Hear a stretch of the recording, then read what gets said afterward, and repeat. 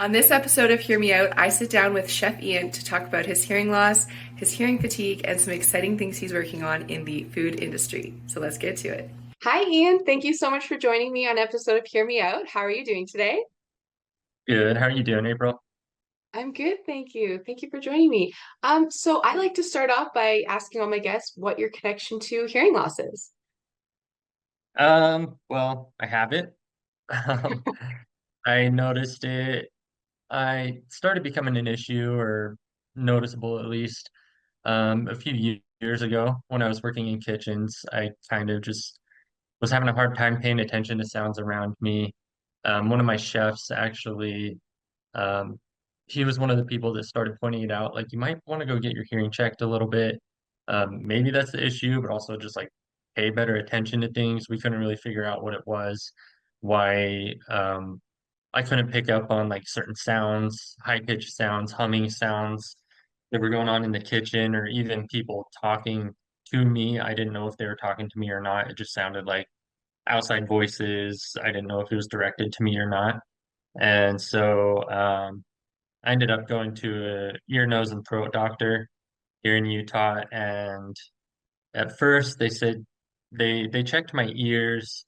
They said they couldn't really tell, so they recommended that I go to an audiologist where I did a real hearing test, the one that you're in a booth for hour and a half doing all that.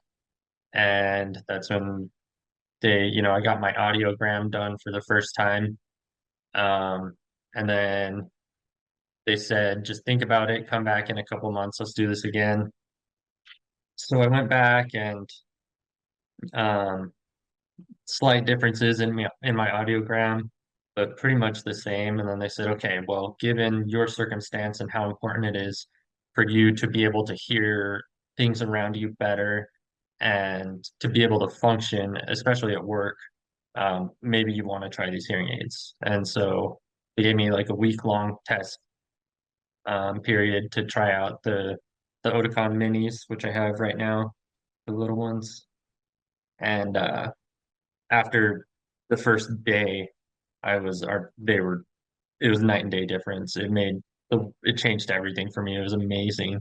Right when I stepped out of the audiologist clinic, after like 10 minutes, I called my chef using the hearing aids, and I was like, dude, yeah, I think this is it. Like I gotta like this is awesome. Like I can't even make calls at these things, and he was really excited, and so I stuck with him ever since, and I really like my audiologist.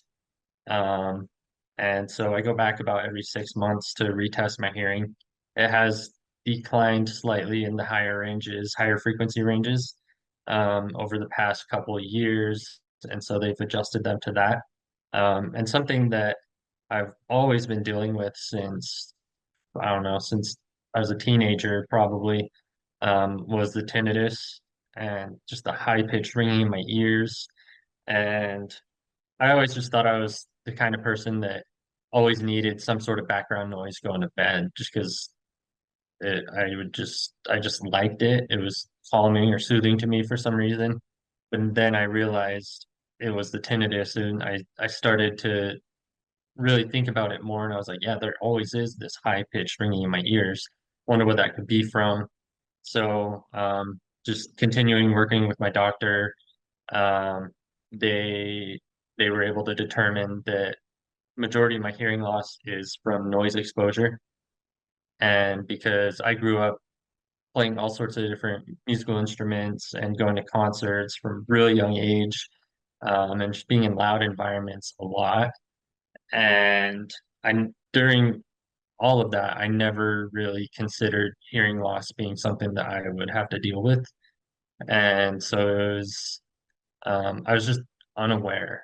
I wouldn't even call it negligent. It was just, I was unaware. I didn't know that I was damaging my hearing, and until it got pointed out to me, and then everything started to make a lot more sense. I think that's such a good point that you made because I think growing up, I mean, for our generation at least, there isn't really a lot of education around hearing loss and hearing protection and hearing awareness. So we go to all these concerts and we're like having a great time, but not realizing we could be causing damage, just like happened to you. You know, you have noise induced hearing loss, it seems like. So That's a lot. And hopefully, sharing your story, we can help other people become aware of this and take better care of their hearing. And I also wanted, so you mentioned you have tinnitus or tinnitus. I never know how to pronounce it. Have you noticed the hearing aids have helped at all with your tinnitus? Tinnitus? Yeah. So I've always said tinnitus, but I think that's because I'm from Utah and we say everything wrong.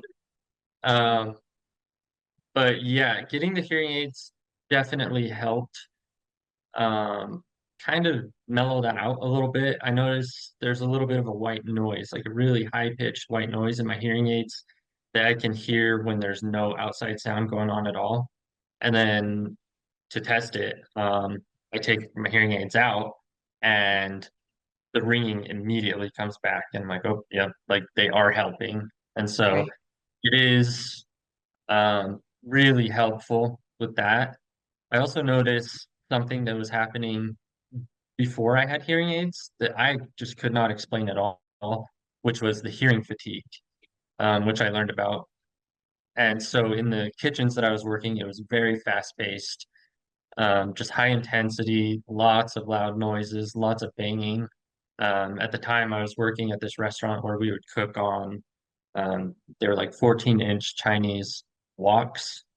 And to cook with those really fast, you end up just banging these metal woks together with this ladles, and it gets really loud. Lots of just really sharp, high-pitched, loud noises just constantly, to where like my watch, the Apple Watch app was just always going off, like the decibels were too high. It was like the only time that that ever happens now is not necessarily with cooking, but if I go to like a basketball game or a really loud movie or a concert or something, my watch starts to tell me like you're above 85 decibels or whatever. And when I was cooking, it was going off like all the time. And I was like, whoa, it must be loud in here. Yeah, seriously. It's amazing how technology has, because that's your Apple Watch. That's not even your hearing aids. It's telling you, you're in too loud of a space. So that's kind of neat that that's helping people realize, because sometimes when you're in the situation, you're like, it's not that loud, but do we really know half the time? No. Yeah. And you Um, mentioned you worked in many restaurants. With your hearing aids now, do you have to change the settings, do you find, or is it kind of balancing itself? I've learned what works and what doesn't. And there is kind of the education to the people around me to still tell them like, hey, like if you need to talk to me, you need to get my attention, say my name, don't just start talking and walking away. Stuff like that just still doesn't work. And also with the hearing aids, they pick up all the sound around me. And so because of that, it is still hard to point out specific sounds that are just for me, like someone speaking to me. Yeah. Oh, and I didn't finish about the hearing fatigue that I was going through and I didn't know what it was. So like after I would leave work, a full day of work, um, if I were to make a phone call on my way home after work or, if I was just catching up with somebody or whatever, I like couldn't think straight. It was weird. I was like, just my mind was blank. It was like hard to put together sentences. And I couldn't really realize why that was. It was partially because the ringing in my ear was so loud, but also the I learned that the hearing fatigue comes from your brain compensating for your lack of hearing, and it causes your brain to get tired from trying to hear better all day, that it kind of exhausts you a little bit. And that's kind of one of the symptoms that happens to me is when I have hearing fatigue, I can't think straight. I just need to zone out. I need to tune out for a little bit and just take a hearing break. That is such a good point. And I think more people with hearing aids need to take advantage of taking breaks because you're right, it's so exhausting. Like at the end of the day, when I take them out, I could just fall asleep because my brain is ready to just decompress and turn off. It's so hard. And I can imagine too, like a restaurant setting, like when I go just to eat in a restaurant, I'm already like overstimulated, overwired. And by the time I leave, I'm hearing fatigue. So working in that setting too, I can't imagine the level of hearing fatigue That's a lot. So would you have Mhm. gotten your hearing tested had your colleague not kind of suggested it? Or do you think you maybe eventually would have gotten to that point? I definitely think I would have at least checked it out for Yeah. sure. Yeah. That's the tricky thing too. Because I mean, like you said, you don't really know, at least for most hearing loss, until you're having those moments of like, okay, something's off here. It's not really the first thing you think about hearing loss, really. At least it wasn't for me in my story. I totally was not thinking I had hearing loss at all. And then you go for the test, you're like, oh, okay, all right, Mhm. new thing to have Well, to deal with. so tell me about that. How was it for you? I thought I had water in my ear and just needed to get my ears cleaned. It was one of those summers where I was in the water a lot, so I was like confidently going to my doctor, being like, "Yeah, I think I just like need my ears cleaned. I can't really hear a little bit." And she's like, "Let's go to a specialist." I'm like, "Okay." That appointment. So you need a hearing aid. I'm like, "What?" I was 25 when I was diagnosed, so I was just like, "How? How do I have hearing loss at 25?" So it was a lot. And now I have bilateral. At first it was just one side. So it's a never ending like journey. I like to call it that because every day I go through new things or hear new things that just aren't in my day-to-day life. And it's like, whew, it's a lot. Yeah, it becomes apparent really quickly once you know the symptoms and what to do about it. You're able Yeah, to address it really easily. But that's the thing is that you have to find out for yourself if that's really what it is or not. And I was definitely at a point where I just wanted to figure out what it was. If do I have ADD? Do I have dirty ears? Do I have hearing loss? Like what could it be that's causing me to not be able to think straight after work or pay attention well while I'm working with other people, stuff like that. I just wanted whatever the answer was, I wanted to figure it out. And so that's why I say I think I would have ended up here anyways at some point. fair enough. And you've recently started to share your journey more online. And was that something you were always kind of thinking of doing, or you feel like, you know what, I'm going to talk about it more to make myself feel better about my diagnosis? Like, how did that start to come out? Yeah, so I never really considered putting it out there. I wasn't for it or against it. It just didn't, I didn't really see the point. I just wanted to deal with it for myself, just like how Right. anybody would with any sort of medical need. But then I realized more and more how little people know about it and how easy it is to learn about. And there are resources out there. I do have a really good friend, and she's profoundly deaf, and she's been kind of pushing me a little bit to talk about it more. And I like that. I like being able to do that, and I like being on a different spectrum as her as well, where she does a lot of advocacy and just content creating and stuff like that on social media about what it's like to be profoundly deaf. And that needs to be shared as well. But what I noticed less of were people like yourself and me, where we just have hearing loss and sometimes, and it's more normal than it seems. More, I think more people are out there who have hearing loss that have no idea and would not know the first step to address it. And so I like just being able to kind of friendly teach people in a way like, hey, it's actually pretty easy to go get figured out for yourself if this is something that you're wondering about. Also, there are people out there who don't know what it's like to talk to someone with, mild, moderate, severe hearing loss. They might be confused. Sometimes they might not even believe you. They think you're just ignoring them or something. And so it is important to be diligent about, uh, like, like not ignoring people and not giving off signs that, so like something that I noticed my grandpa, before he passed, he had hearing aids for years. And something at family dinner he would do, he would just turn them off. And so my grandma would like keep talking to him and he couldn't hear him. We would go, "Oh, grandpa can't hear you." And he would just do that. And I I want to be the opposite of that. I want to diligently make sure people know that I am constantly actively trying my best to pay attention to them and to hear them as best as I know how to. Um, that's that's what I'm doing. Here's what you can do for me, and this is what will work both for both of us if we're going to be just having a conversation or working together, whatever it is. This is just what works best. So I'm Yeah. happy to tell people that, and I don't think it's a big task. I don't think it's too much to ask, really. Yeah. I think that's such a good point about how your friend has profound hearing loss or profound deafness, and we have, you know, moderate, mild, severe, whichever level, but not profound.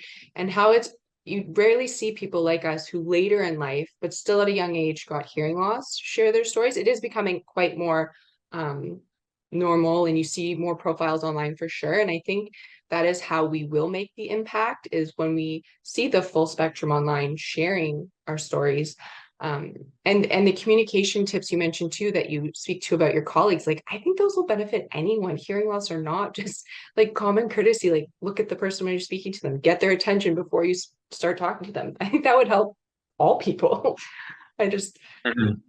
yeah. Yeah, and an example of that that worked really well for me, like a very quick example, my chef, the guy who originally suggested the idea that, hey, like you might want to get your hearing checked. I don't know anything about that, but worth a shot. So what he would do when we were cooking next to get together, because we would have to cross foods, like I would cook one thing and pass it over to his side, or he would cook something and pass it over to my side to finish. And one of those things was like we had these pots on one side where we had boiling noodles in these metal baskets, and we would just have to throw them to the other person when they needed the noodles.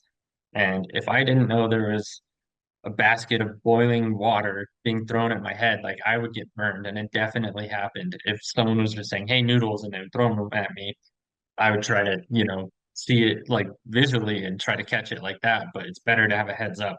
So what he would do was he would say, "Ian," and like look at me directly, basically yell my name.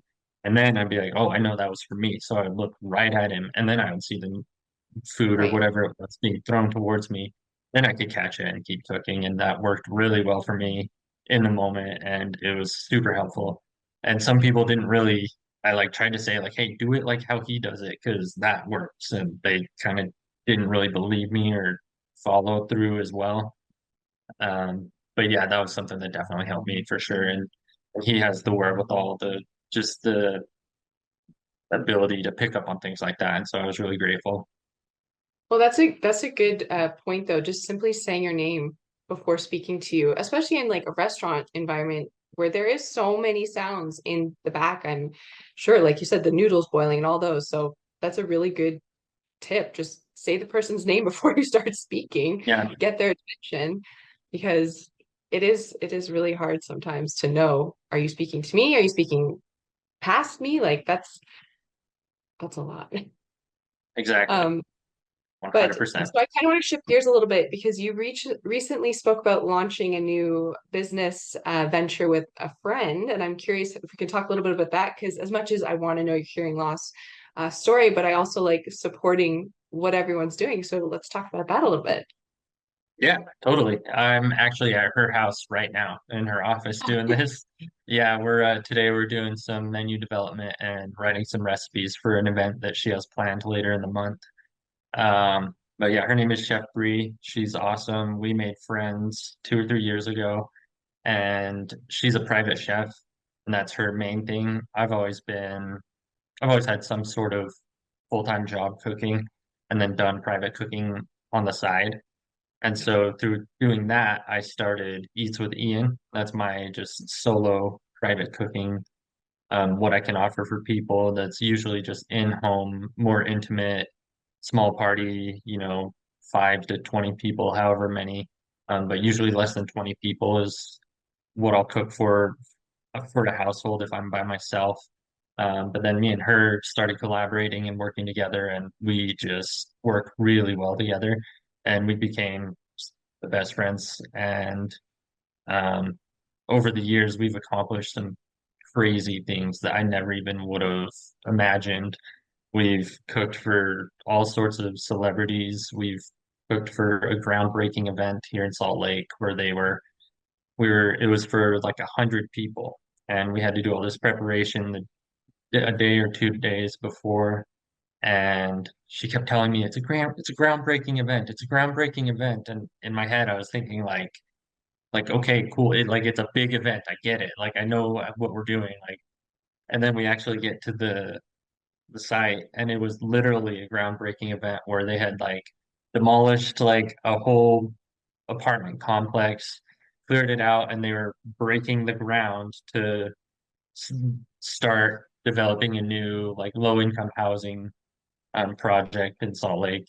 And I was like, oh, that's what actual groundbreaking means, not just like big important. It was literally groundbreaking. Uh, and then yeah, so me and her, we've ended up all over Utah cooking for all sorts of people. And it was like 2 or 3 weeks ago, we decided to actually make a business out of it. And we're just calling it Chefs in the Wild. It was just kind of a thing that we would use when we would take pictures of each other at the farmer's market or cooking in some random place or doing anything. It's like wherever we are, we're just doing something chef related, just chefs in the wild, like whatever it is. And then, and it's also kind of a play on like the influencers in the wild, where you see like influencers doing TikTok dances on the beach or something. And instead of that, we're like buying grapes at the farmer's market, like spending all this money on baguettes and stuff and just doing chef stuff. And it's just funny. So it's a little play on words there. And right now, the plan is to just split the ownership of the business and offer a um, a menu to people, basically a set menu, and it's going to be more of a fine dining type of menu. But we're also going to leave it open to all sorts of food preferences and allergies and diets as well. But the main menu that we're going off of is going to be based on food that is indigenous to Utah land. So I there's not much I can say since we're still in development of writing our recipes and the development. But as an example of the type of food that I want to be cooking, um, we're going to be selling food like rabbit and venison and trout. Trout is just a fish here that's in all the lakes. Everyone in Utah, if you grew up in Utah, ever went fishing as a kid, you always had trout, and it's just comfort food to a lot of people here. And there's a really good trout farm that I know of that we used to order from at a restaurant I worked at. So things are kind of just falling into place right now, and we're hanging back on kind of how much we're putting out there right now. But that's our general direction. Sweet. Do you have like a website yet or an Instagram handle that I can make sure all of the people watching go to follow? Not Yeah, yet. so we have our Instagram. I just started it a few days ago. It's just chefs underscore in underscore the underscore wild. Hi. Or if you find me on Instagram, it's just chef underscore Ian Grosbeck.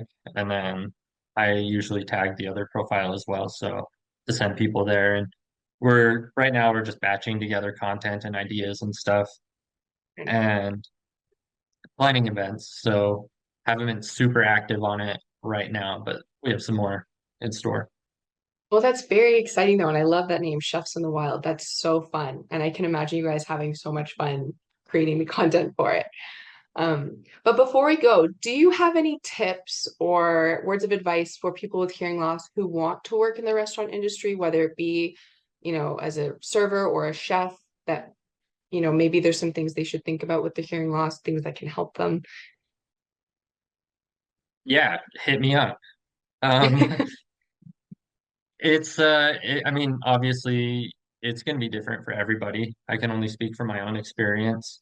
That said, I've heard a lot of other stories and learned a lot with my doctor and just my own research. The resources for help are out there, and it is accessible for anybody to find an audiologist. Most audiologists will test your hearing for free if you're questioning it, and from there you'll be able to see where you're at with that, or even see if that's the problem in the first place. And if your hearing is great, then that's good too, because now you can cross that off the list and go to figure out what else it could really be making you wonder if you have hearing loss or not. Definitely Communication is key. You need to be able to communicate to the people around you that if this is something that you deal with, just tell them what works for you. I've never had a bad response. It's a very easy conversation to say, hey, just so you know, I have hearing loss or I'm hard of hearing. Um, these are the things that work really well for me if you want to work faster together, be able to talk to me more effectively or more efficiently. And it's once you say that, you'll realize how little you're actually asking of people. Sometimes people don't like asking that much of others, but it's not difficult at all. And so don't be scared and do your own research. Just learn what works for you. That would above all else. That's a good point. Yeah. And like you said, like once you say it the first time, you're like, oh, it wasn't as hard as I thought, and it actually makes my life easier. So I'm going to keep doing this because I've done it once and it just kind of rolls off your tongue the more that you do it. So that's a really good tip. I like that. Yeah. Yeah, exactly. Well, thank you so much, Ian, for joining me. This has been a wonderful conversation, and I can't wait to see everything going on with Chefs in the Wild. And I'll make sure to include all of those details below. But thank you so much. Yeah, thanks, April. This was fun. I appreciate it. Let's definitely keep in touch, okay? Yes, absolutely.